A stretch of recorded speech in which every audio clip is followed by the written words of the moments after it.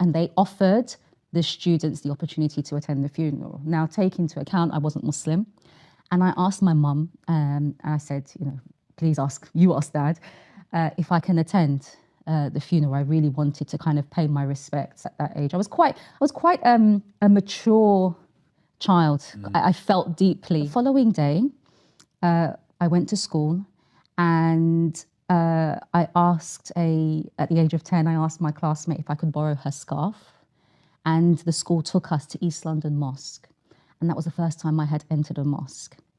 And I stood next to one of my classmates who was Somali, and I prayed.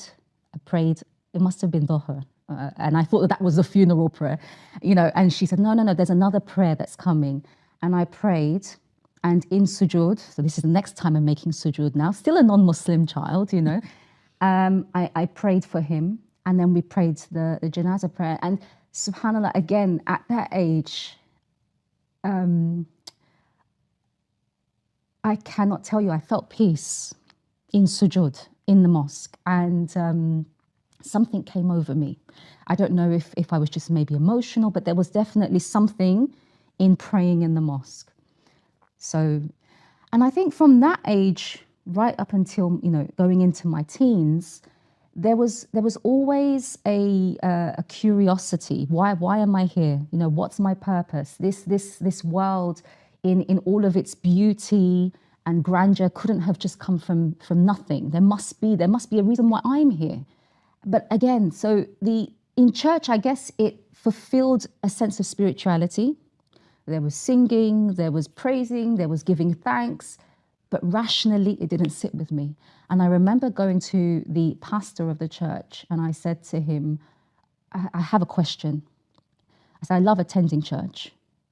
I love Bible study, I love the youth group, but how can Jesus, who was limited in his functions, just as you and I, how can he be the Son of God? It just doesn't sit with me on a rational level. And he said, his reply was, you just have faith.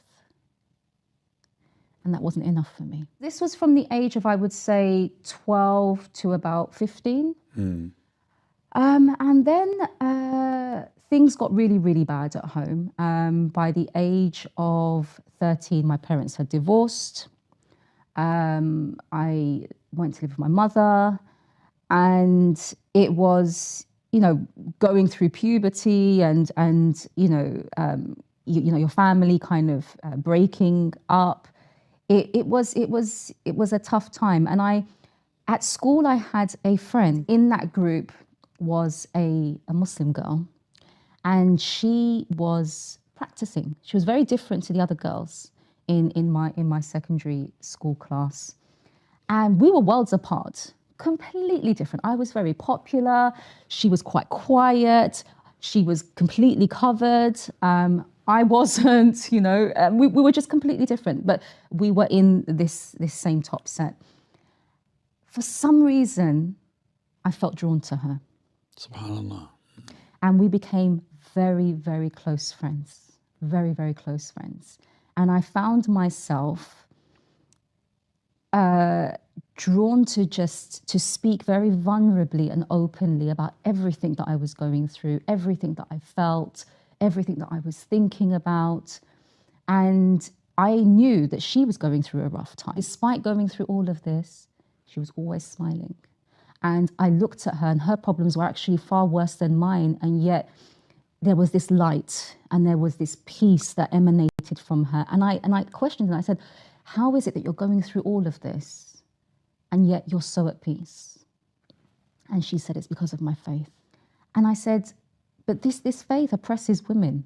It's quite cultural. It's quite backward.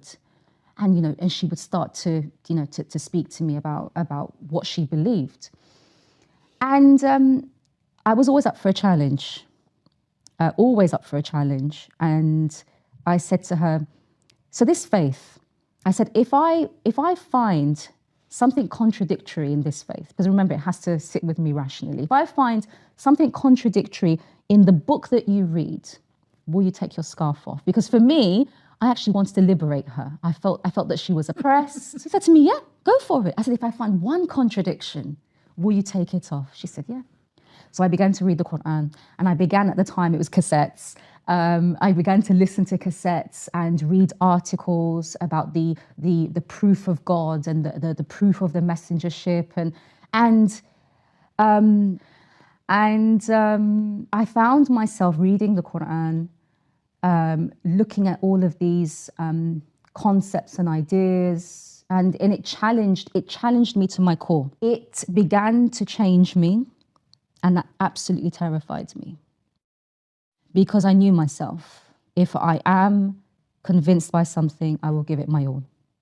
And as I began to become rationally convinced that this was the truth, and it began to enter my heart, I knew that this meant that my life would change. So what did I do?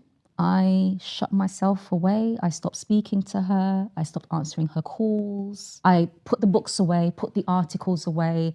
I shut off from her. I just couldn't. It was too overwhelming. Obviously, she was very upset because we were very close friends. And I remember one weekend where I was studying for an upcoming exam, revising, and I was completely immersed in thoughts about Islam. It was like I was bombarded with just thoughts about everything that I had read, the existence of God, the Prophet ﷺ and his message. And so I put my books away and I decided to go for a walk. And I just walked around the area that I was living in. And I came to a road that I would frequent regularly. And I stood there and people were crossing, and my legs felt like they had been stapled to the ground. They felt heavy.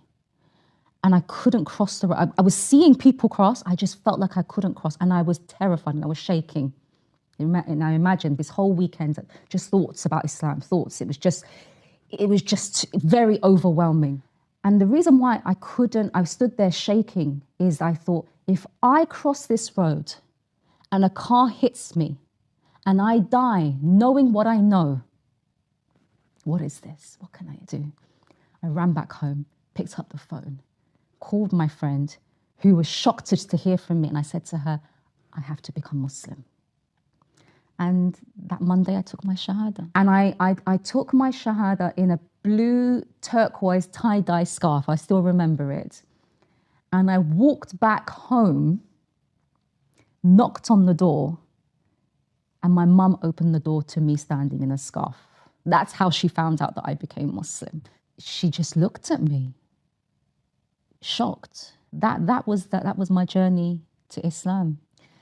And I think immediately the tests started to come. And I think, and I actually say this to new Muslims now, that, expect this. You will be tested. I call it a sunnah of life. Yeah. You're going to be tested.